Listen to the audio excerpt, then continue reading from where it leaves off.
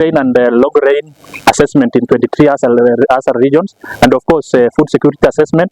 But of course all these results are being shared at county steering committee or county steering groups, of which the information that are meant to community are not, streamlined to the community level. Now Janga Boys come in to provide. The Janga Boys is a system, an app, and also it has a dashboard. Janga Boys come in to provide an innovation where communities can use Janga Boys to provide, reporting on hazards from a grassroots level. Hazard monitoring. Hazard monitoring is key in, disaster response. So community uses this mobile app to give feedbacks on hazard monitoring. For instance, if in an area a dam banks want to crack, communities can give information through the app to institutions like NDMA, institutions like KMD, so that response can be faster. Through Janga Boys also, stakeholders, relevant stakeholders like county department, Department of Health, Department of Livestock, Department of Disaster Risk Reduction, Department of Water, can use the Janga Boys system to give early warning update and advisories to communities. This way, Janga Boys comes to enhance disaster risk reduction and response. And of course, one of the key users of this innovation is now the local communities. But for us, in the communities, we target existing structures within the community, like World Climate Change Planning Committee. Through Marsabit Climate Change Fund Act, World Climate Change Planning Committee has been established in 20 wards. So we intend to work with World Climate Change Planning Committees in these wards, so that they can give feedbacks on hazard monitoring. And also, other key users are NDMA, Kenya Meteorological Department, and of course relevant stakeholders who deals in coordination and of course implementation of disaster risk reduction projects. And we intend to work with the relevant stakeholders, county government, to establish a disaster monitoring, of course disaster monitoring center, so that the information can be centralized and also can be coordinated. In terms of scalability, in fact, Janga Boys, we have tailored it for 47 counties.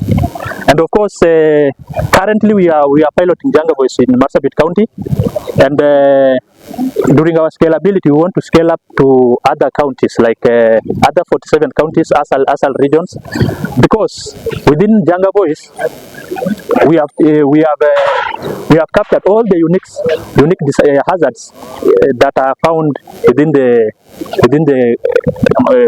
Kenya. So, despite us, designing the app for 47 counties, we intend to pilot it in Marsabit County during scalability. Of course, in terms of sustainability, we intend to work with stakeholders at community level, and of course at county government and international organization. So, of course, in terms of sustainability also, we intend to collect revenues, because we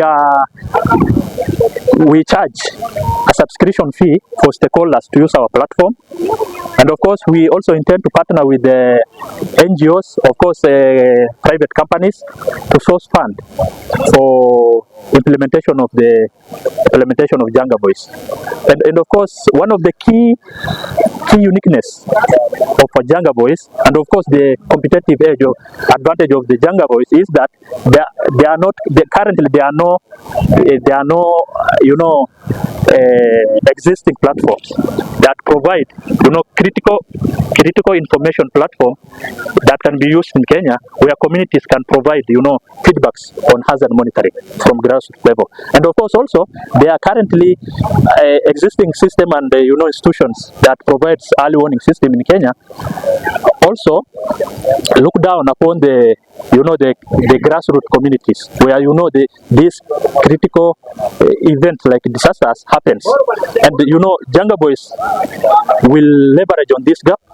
And of course we also intend to collaborate, because you cannot do a disaster reduction as alone. We intend to collaborate with the relevant stakeholders so that we can improve on our system. And of course, as you understand, also climate change has been a menace in Kenya and of course over the world. So we expect disasters to be more severe and also more frequent. So Janga Boys will come in to help, in disaster risk preparedness and response, saving lives, protecting property, and of course, securing and also protecting infrastructure. Yeah. Kitu ambacho mnakifanya hapa katika kaunti za wafugaji inaendelea? At a small scale, we are piloting.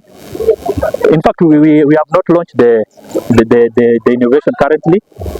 In fact, we are working on issues around the patenting and also copyright, of course. But we are also improving the system itself. But on a local level, we have been working closely with organizations like Pal Africa. It's a new organization in Marsabit that deal with tech-based resilience building, and we have seen a lot of improvement, and also the feedback we are getting from the community is quite encouraging. Okay. Tuangalie mambo kama champi pengine.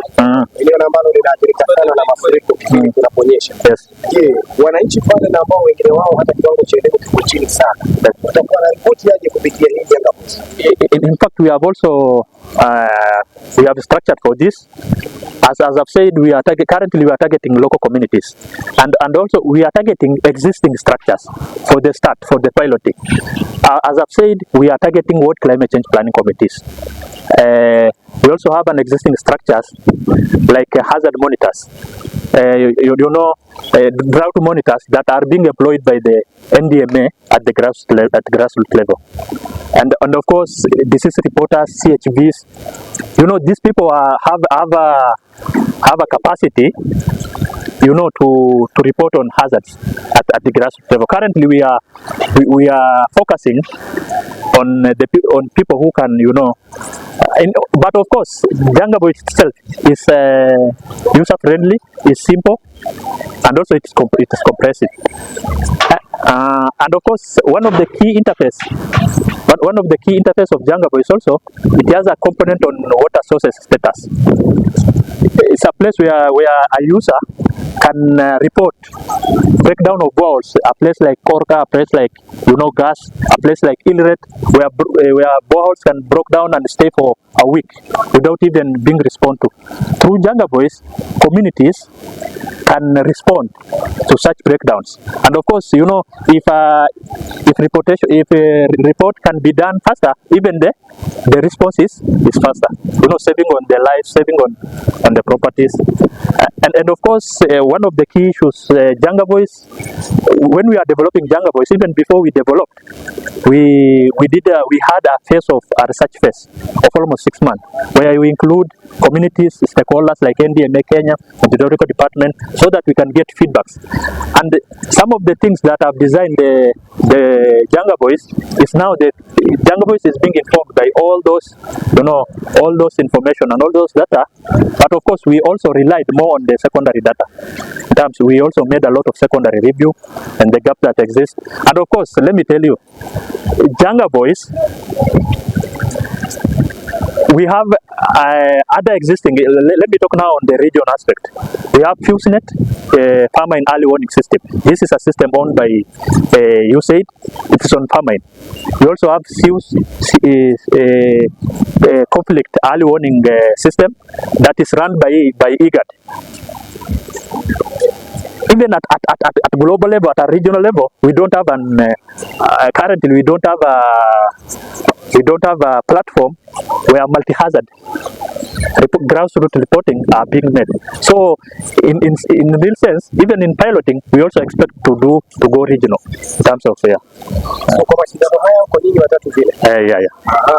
Ukishinda in fact, this is an opportunity. This is a good opportunity for us because, as you also see, this is a key issue that is downgrading the life.